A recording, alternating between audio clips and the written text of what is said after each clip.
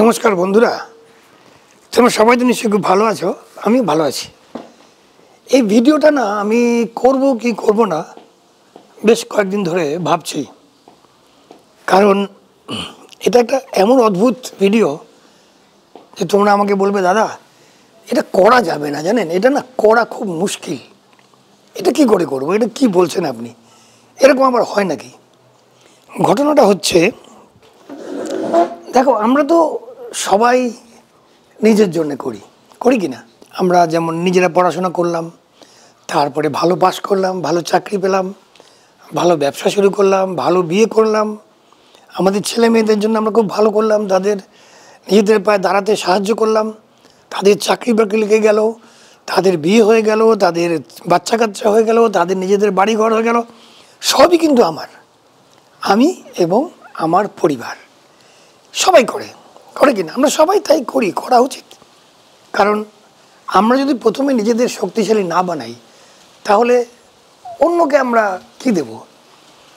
অন্যের উপকার করার কোনো ক্ষমতাই আমাদের হবে না। কাজেই যে কথাটা বলছিলাম, যে আমরা সবাই নিজেদের জন্য অনেক কিছু করি। এই যে যা যা বললাম, মানে জীবনের শুরু থেকে, জন্মের থেকে নিয়ে সব কিছু আমরা কিন্তু আমাদের জন্য করি, অন্যের উপকারও করি। এখন আসছি আমার কথায়, আমরা অন্যদের উপকারও করি, হেল্প করি, কাউকে পয়সা দিয়ে হেল্প করি, কাউকে জামা কাপড় দিয়ে হেল্প করি, কাউকে গাইডেন্স দিয়ে হেল্প করি, বুঝিয়ে সুঝিয়ে বলি এটা কর বাবা। একটা সিচুয়েশন এমন আসে যে তোমার নিজের অসুবিধে করে অন্যকে যদি হেল্প করতে পারো। আমি এক্সাম্পল দিয়ে বুঝিয়ে দিচ্ছি। মনে করো মাসের শেষ এসে গেছে, তোমাকে বাড়ি ভাড়া দিতে হবে 2000 টাকা, 4000 টাকা, 5000 টাকা, সে 2000 টাকা। তোমার বন্ধু তোমার কাছে এলো যে ভাই কালকে আমাকে বাড়ি ভাড়া দিতে হবে 2000 টাকা, টাকাটা না জোগাড় করতে পারিনি, খরচ হয়ে গেছে বেশি, তুই একটু দিবি আমাকে?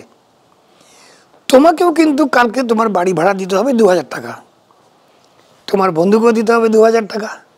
তোমার বন্ধু তোমার কাছে চাইতে এলো, কি বন্ধু 2000 টাকা দিবি? তুমি পড়ে গেলে ধর্ম সংকটে, করি কি, আমাকেও তো দিতে হবে কালকে 2000 টাকা। এখন বন্ধুও চাইতে এলো, ওকে যদি হেল্প না করতে পারি খারাপ লাগছে।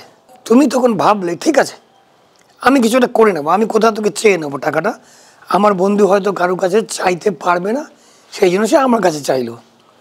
তা তুমি তোমার 2000 টাকা তুমি যেটা তোমার ভাড়া দেওয়ার জন্য তুলে রেখেছিলে, সেটা তুমি তোমার বন্ধুকে দিয়ে দিলে। অর্থাৎ তুমি তোমার নিজের অসুবিধে করে, তোমার নিজের ভালো মন্দ বিচার না করে তুমি তোমার বন্ধুকে হেল্প করলে।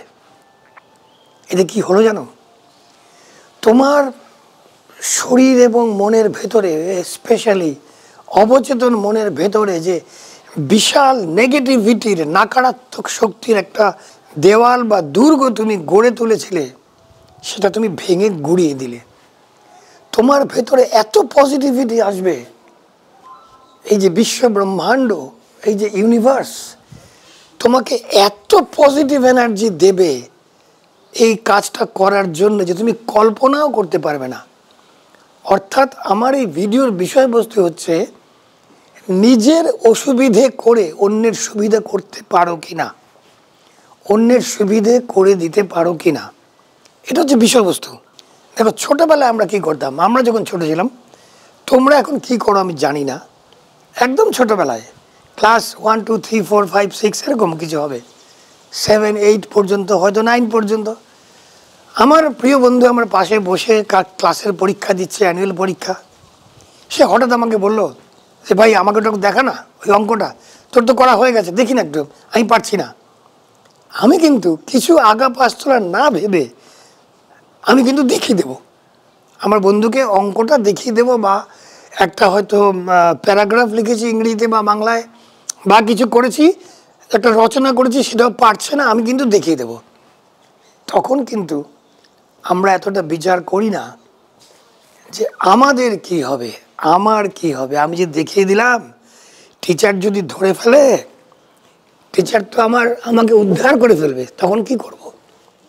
আমাকে তো বকা দেবে। আমরা আমাদের মনে কিন্তু এই ভয়গুলো, এই শঙ্কাগুলো, এই সন্দেহগুলো, এই স্বার্থপরতাগুলো কিন্তু তখন আমাদের মনে থাকে না। কিন্তু বড় হতে হতে সমাজ থেকে বিষ শুষে নিতে নিতে, মানুষের কথা শুনে শুনে, যা চোখের সামনে ঘটছে সেসব দেখে দেখে আমরা তখন স্বার্থপর হয়ে যাই। আমি বলছি না স্বার্থপর হওয়া খারাপ, আমি আবার বলি যে স্বার্থপর হয়ে প্রথমে নিজেকে শক্তিশালী বানাও। নিজেকে শক্তিশালী বানালে তবেই তো অন্যের জন্য কিছু করতে পারবে, না হলে কিন্তু পারবে না। কিন্তু এই যে অ্যাটিচিউডটা, একই পরিস্থিতিতে তুমিও তোমার বন্ধুও পড়েছ, এটা অনেক ক্ষেত্রে হতে পারে। আমি সেই 2000 টাকা বাড়ির ভাড়াটা তোমাকে একটা এক্সাম্পল দিলাম, উদাহরণ। কিন্তু এটা হতে পারে প্রেমের ক্ষেত্রেও। কলেজ টলেজে এক বন্ধু আরেক বন্ধুকে বললো আমার ওকে বেশি ভালো লাগে, তুই আমাকে অ্যালাউ কর, আমি ওর সঙ্গে প্রেম করব, বা এই ধরনের কিছু সিলি কথাবার্তা। ওই বয়সে ইমোশনের জন্য কিন্তু আমরা এগুলিও করে থাকি। স্যাক্রিফাইস, নিজের অসুবিধে করে অন্যের জন্যে সুবিধে করে দেওয়া, সেটাকে বলে স্যাক্রিফাইস। আর এমনি এমনি হেল্প করাকে বলে হেল্প করা বা সাহায্য করা। তো স্যাক্রিফাইস আর সাহায্যের মধ্যে অনেক অনেক তফাৎ। এরকম অনেক ক্ষেত্রে পাবে, চাকরির ক্ষেত্রে পাবে, কলিগসদের মধ্যে পাবে। এক কলিগ তোমাকে রিকোয়েস্ট করলো যে আমার জন্য এইটুকু কর ভাই, আমি কালকে আসতে পারবো না, আমার জায়গাটা একটু করে দিস। তুমি তোমার অসুবিধে করে হলেও তুমি কিন্তু তোমার সেই কলিগকে হেল্প করার জন্য, সাহায্য করার জন্য তুমি কিন্তু তোমার সময়টা স্যাক্রিফাইস করে তুমি তাকে হেল্প করবে।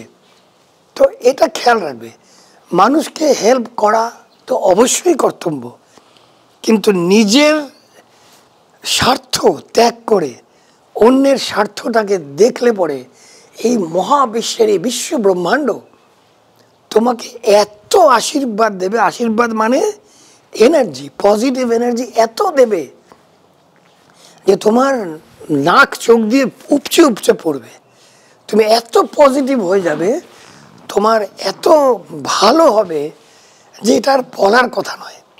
কাজেই আমি ভাবলাম, আমি প্রথমে ভেবেছিলাম যে এই ভিডিওটা করবো কি করবো না, জানি না তোমরা কীভাবে নেবে এটাকে, যে দাদা স্যাক্রিফাইস করতে বলছেন, নিজের স্বার্থ না রেখে অন্যের স্বার্থে দেখবো, এটা তো ঠিক নয় দাদা।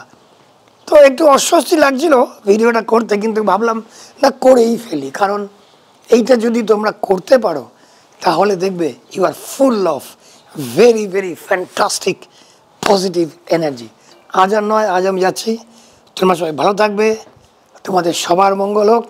আবার দেখা হবে, যাও জিতে নাও, বাই।